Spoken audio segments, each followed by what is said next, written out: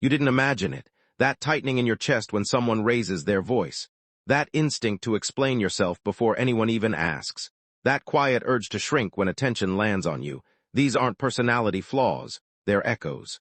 They're what happens when words, especially the ones meant to guide you, were used instead to cut, correct, or control. When criticism wasn't occasional feedback but the climate you grew up breathing.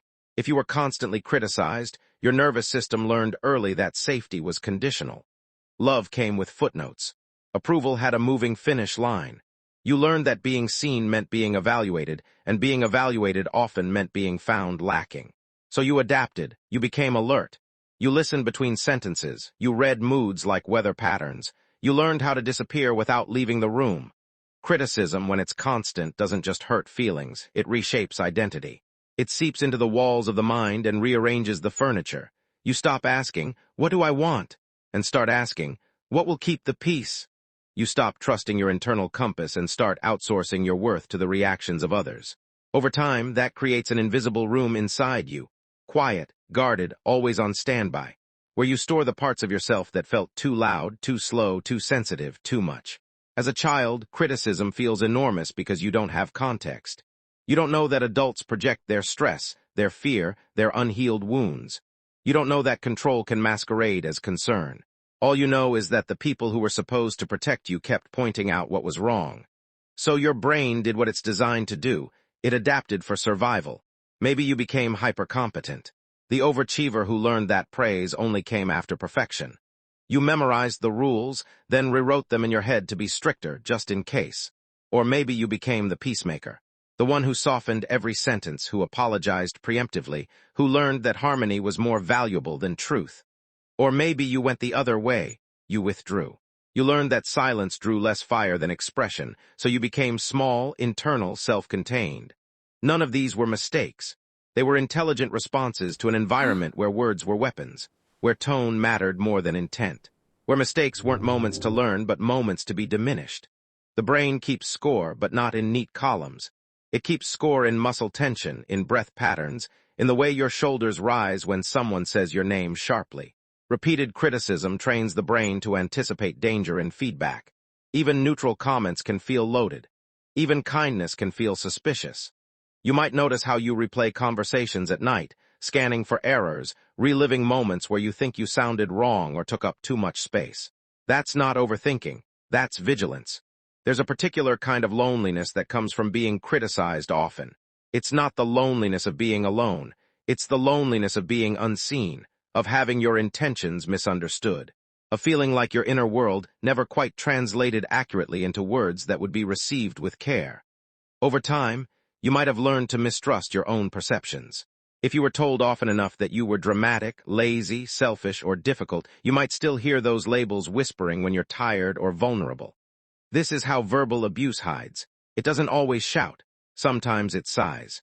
Sometimes it jokes. Sometimes it's framed as "I'm just being honest," or "I'm only saying this because I care."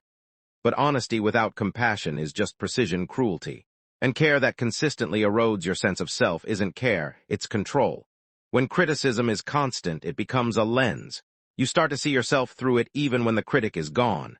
You internalize the voice. It narrates your choices. It interrupts your joy. It tells you to be careful when you're happy because happiness can be taken away. It tells you not to celebrate too early, not to trust too deeply, not to relax into who you are. This internal critic often sounds reasonable. It uses your own voice. That's how you know it's old. It learned your language. It learned your fears. It learned exactly where to apply pressure to keep you compliant and safe. Because at some point, being safe meant being acceptable. Attachment plays a quiet role here. If the people you depended on were unpredictable, warm one moment, cutting the next, you learned to stay alert. You learned that closeness could turn sharp without warning. So you may crave intimacy but tense when it arrives. You may want to be known but fear what knowing will cost. You may feel safest when you're needed but uncomfortable when you're cherished. There's also the micro-trauma of correction. Not the single explosive moment, but the thousands of small ones. The sigh when you spoke. The eye roll when you asked. The comparison to someone who did it better. The way praise was always followed by a but. Over time, those moments accumulate like water against stone. They don't shatter you. They wear you down. And yet, somewhere along the way, you learn something profound.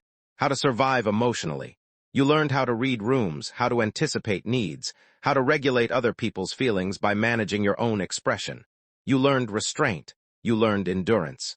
You learned how to keep going even when your inner voice was tired. This is the part that rarely gets acknowledged. The behaviors you may now criticize in yourself, people-pleasing, perfectionism, avoidance, self-doubt, were once protective strategies.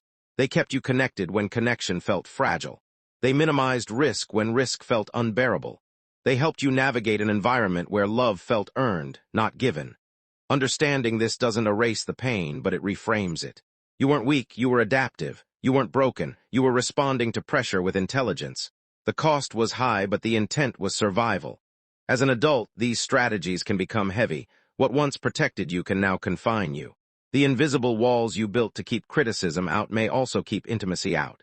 The vigilance that once kept you safe may now keep you exhausted. You might notice how hard it is to rest without guilt, to enjoy without scanning for the next correction, to trust praise without bracing for the follow-up. Healing doesn't begin with silencing the inner critic by force. It begins with curiosity, with asking, when did this voice first learn to speak? Often, it learned during moments when you felt small and alone, when being corrected felt like being rejected, when you needed reassurance but received judgment instead. There is grief here, grief for the gentler guidance you didn't get, grief for the version of you that learned to hide instead of explore, grief for the energy spent monitoring yourself when you could have been discovering yourself. Letting yourself feel that grief is not indulgent. It's honest. Slowly, you can begin to differentiate feedback from threat. You can practice noticing when your body reacts before your mind does. When your shoulders tense, when your breath shortens, when your thoughts rush to self-blame. These are not signs that something is wrong now. They are reminders of something that was wrong then. You can also begin to offer yourself the tone you needed. Not inflated praise, just steady, compassionate truth. The kind that says, you're allowed to learn.